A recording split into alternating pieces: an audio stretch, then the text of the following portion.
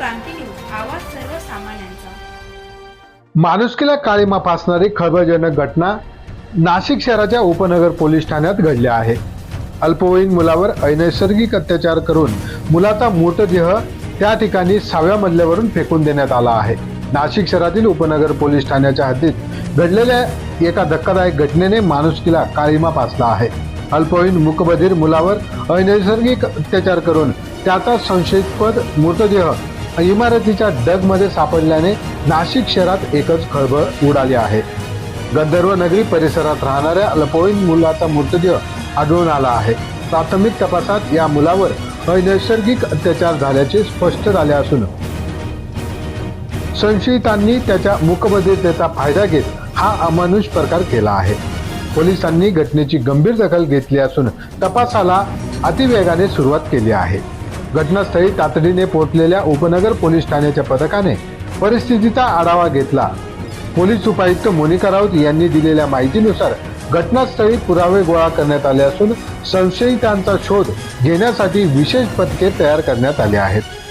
CCTV फुटेजची तपासणी, स्थानिक लोकांकडून माहिती घेणे आणि परिसरातील संशयास्पद हालचालींची चौकशी सुरू आहे।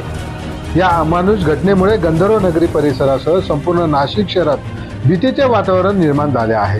स्थानिक नागरिकांनी संताप व्यक्त करत घटनेतील दोषींवर कठोर कारवाई करण्याची मागणी केली आहे। अल्पवयीन मुलाच्या कुटुंबियांवर दुःखाचा डोंगर कोसळला आहे। मुलगा मूकबधीर असल्यामुळे त्याला बोलता येत नव्हते, त्यामुळे त्याच्यावरील अत्याचार लवकर उघडकीस आले नाहीत। कुटुंबियांनी या प्रकरणात दोषींना फाशीची शिक्षा देण्याची मागणी केली आहे। या प्रकारामुळे बालकांच्या सुरक्षेचा प्रश्न पुन्हा एकदा ऐरणीवर आला आहे। समाजात संवेदनशीलता निर्माण होण्यासाठी आणि अशा घटनांना आळा घालण्यासाठी कठोर कायदे आणि जनजागृतीची आवश्यकता असल्याचे मत व्यक्त होत आहे। अल्पवयीन मुलावर घडलेली ही अमानवी घटना माणुसकीला काळीमा फासणारी आहे। पोलिसांकडून दोषींवर कठोर कारवाई अपेक्षित असून अशा घटनांची पुनरावृत्ती होऊ नये म्हणून समाजात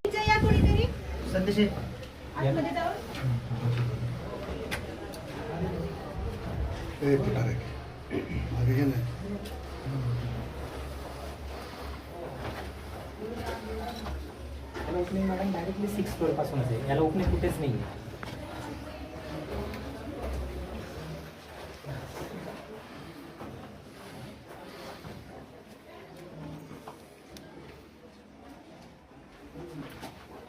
या ठिकाणी होता, या ठिकाणी, येस एक्झॅक्टली,